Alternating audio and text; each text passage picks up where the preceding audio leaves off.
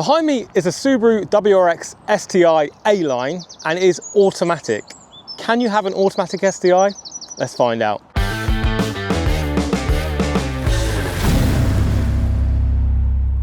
You heard me right, this is an automatic STI. It's sort of a more refined daily driver of a Subaru. It was available in Japan and Australia only.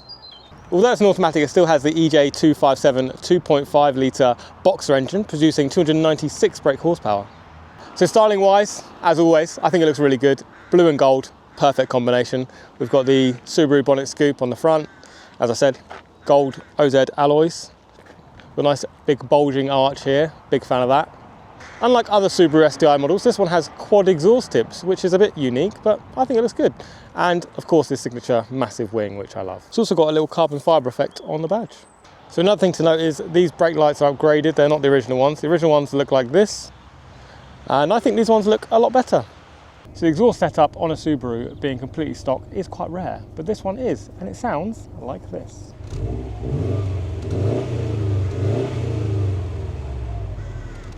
Here we are inside the STI, as you're reminded, on the steering wheel and down here.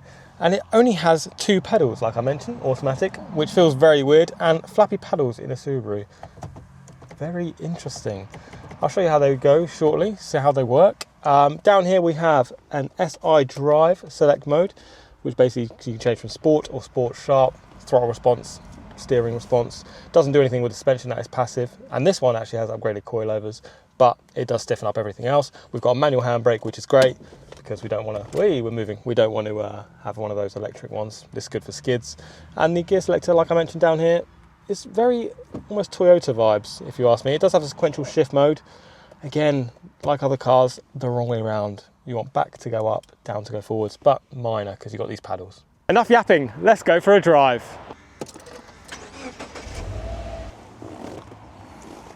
So driving the Subaru WRX STI A-Line.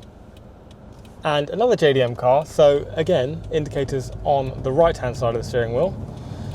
And also by the indicators, we have the flappy paddles, which I will demonstrate shortly. It's quite an interesting dynamic to be in a Subaru that's automatic, but so far so good.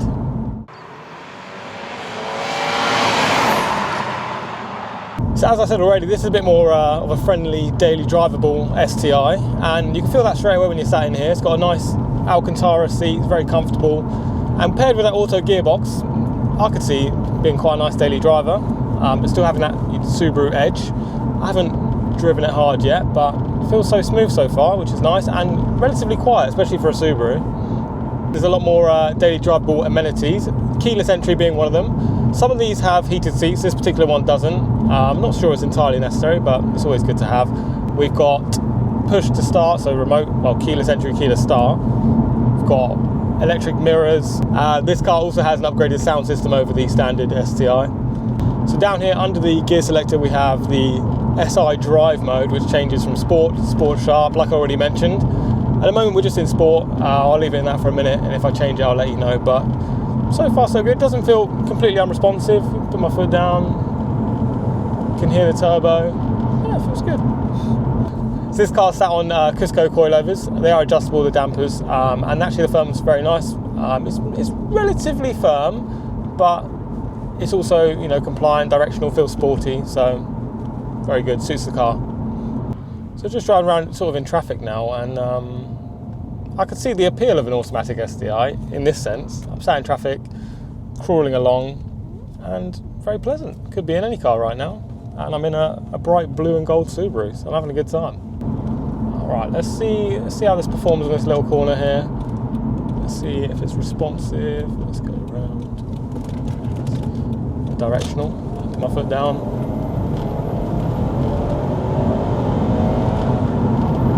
Okay. That pulls quite nice, and the gearbox changes up relatively fast. Not like a dual clutch speed, but it's fast enough. And now we're cruising along about 50-60 miles an hour. I can't really translate the kilometers an hour very fast, but the noise picks up in the cabin a little bit, but still definitely daily drivable. So I'm just going to flip this gear selector over to the right towards me, and it flips into manual. On the little display under the speedo you have which gear you're in, so in 5th right now, and then we've got the flappy paddles either side, left, down, right, up. So fourth, third,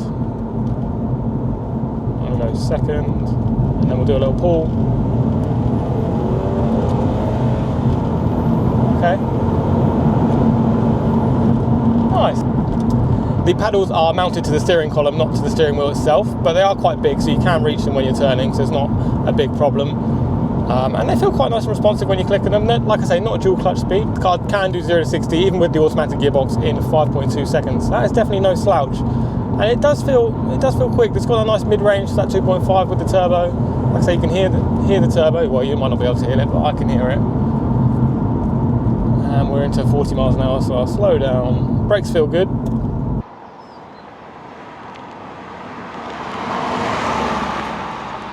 Right, I'm just going to flip this select mode over to the sport sharp mode, which gets a little beep, changes on the dash. It should just bring it alive a little bit. I think stiffens up the steering slightly, and definitely the throttle response is a lot more instant, which is always good. Right, so I'm just going to pull around the cyclist now. Just put my foot down for about 20 meters. Oh yeah, it kicks down a lot better in that sport sharp mode. Kicks down a gear quicker, feels a lot more responsive and quicker. This STI doesn't have the DCCD, which some of them do, the driver controlled center differential button. Instead of that, we have the SI drive, as I've already mentioned, so that can, you can change the way it drives, but you can't differentiate the differentials. So yeah, we just pulled international speed, so I'm just going to put my foot down now. I'm in sport sharp mode. I'm going to put my foot down, going 70 kilometers an hour, whatever that is. I'm going to put my foot down and see how it goes. So it's down now. Okay, so it kicks down, 6,500, changes up. I'm going to brake. It pulls quite quick, changes down quicker in the sport sharp, as I say. Definitely a lot more responsive. And then you get back on the power. You can hear the turbo spooling away. That's good. Let's give it another little go.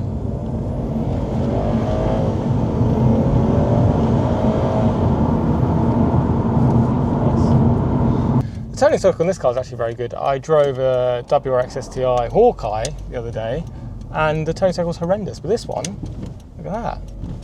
Bloody hell, I feel like I could do donuts. So yeah, actually very good. And I'll pull out and go.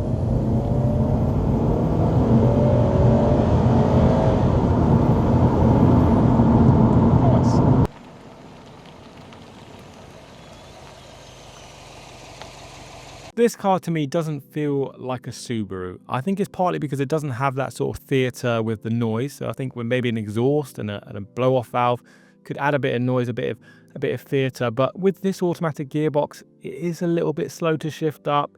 It doesn't give you that sort of connected feeling you get from a Subaru. Like I drove that WRX STI. By the way, there's a little plug to that video. Click up there. That manual gearbox was so good, it really brought that car together, brought the whole driving experience together. But this gearbox just doesn't do that. It's not bad. If you cannot have a manual for whatever reason, this is a great option. But would I buy one of these over the manual? Never in a million years, if I'm honest. And when you put your foot down, it is a bit slow to kick down. That sport sharp mode definitely steps up a little bit in terms of how exciting it is to drive and engaging and responsive, but it's still not as engaging and responsive as a manual would be, obviously. You don't get the theatre of downshifting, change that when you want. It just takes away from the Subaru vibe a little bit. Some cars suit automatics. I'm not sure this is one of them. So if you're after an automatic rally car for the road and you don't want an Evo 10, you prefer Subarus, have a look at one of these.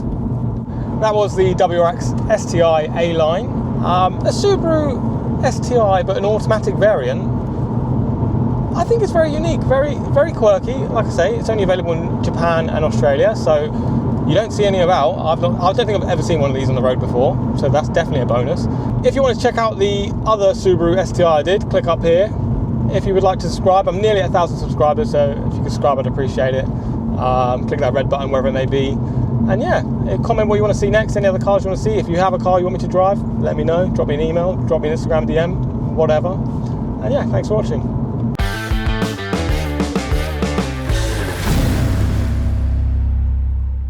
So although it's an automatic, it does still have the EJ257 2.5 4-cylinder boxer engine.